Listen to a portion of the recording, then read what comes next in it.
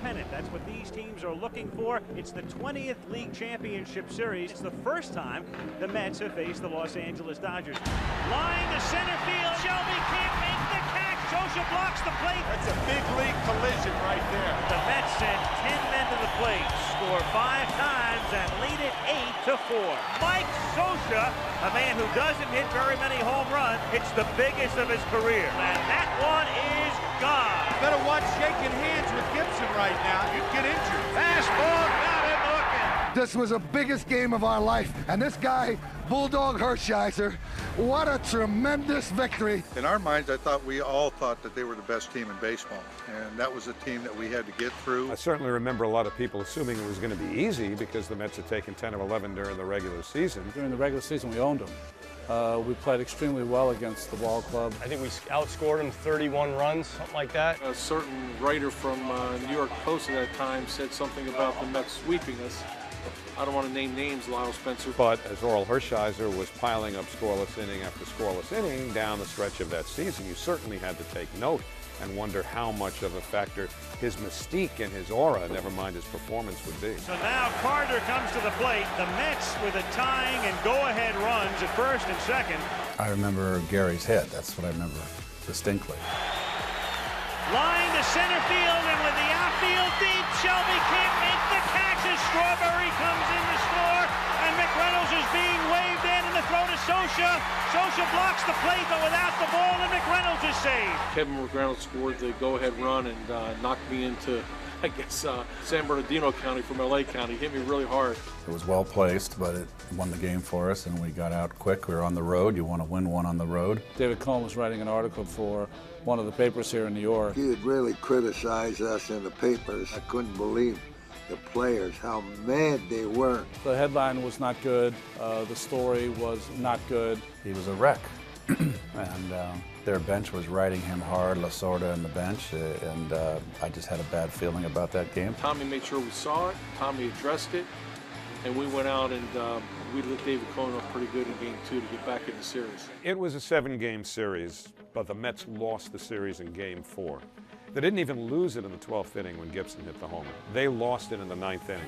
Scioscia at the plate, Hernandez playing back of the runner at first, and that's ripped to right field and deep.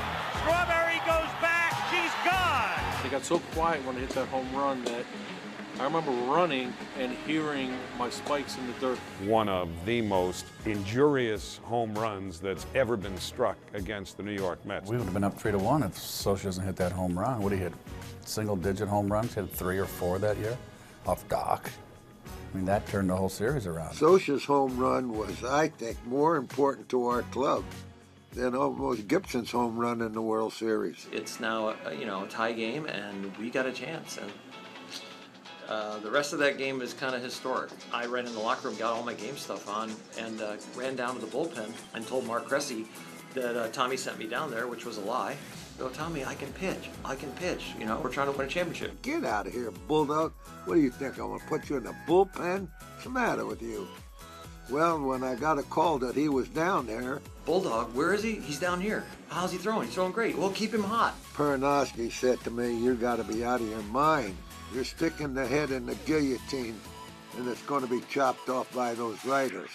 See Tommy coming out to the mound, and we're saying, I don't even think we had any pitchers left. And then he brings in Hershiser. 2 out, bases loaded. And John Shelby came in and made a shoe top grab to knock the series at 2-2, and it was one of the best games I've ever been part of in my life. I think it was a noon start the next day. There was a carryover.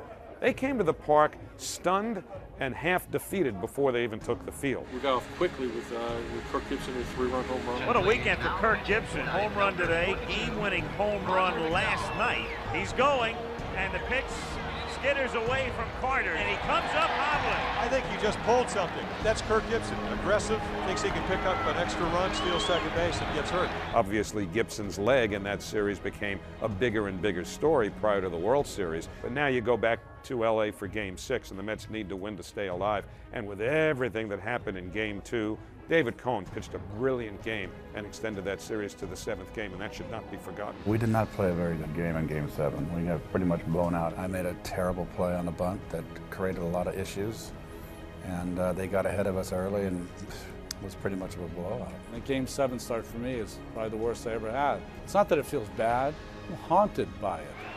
Squib, backhanded by Hershiser, one guy. You lead 6-0, you can't smile. You go out in the driveway as a little boy and you compete with your brothers or your neighborhood kids, and you make these scenarios up. I didn't have to make it up. It was really happening. I think he showed what a number one does in a rotation. He just took control and went through, as I said, a very, very difficult lineup. He painted. His command was just off the charts. And he had a great curveball, too. He was a great pitcher. It has been Hershiser's night, and he looks in now to make what he hopes will be his last pitch. Fastball, got him looking. We beat the Mets in 7 games. Toughest 7 games I've ever managed in my life. Our offense was shut down. You don't do that with that offense we had, and they did. So they were quite good. Magic happens sometimes in sports, and they had it, and we couldn't match it. 1 through 25, we got a great team. Everybody knew their role, and all the pieces fit. We played free, we played relaxed. We were never worried about making a mistake. So we were like saying, let's go play.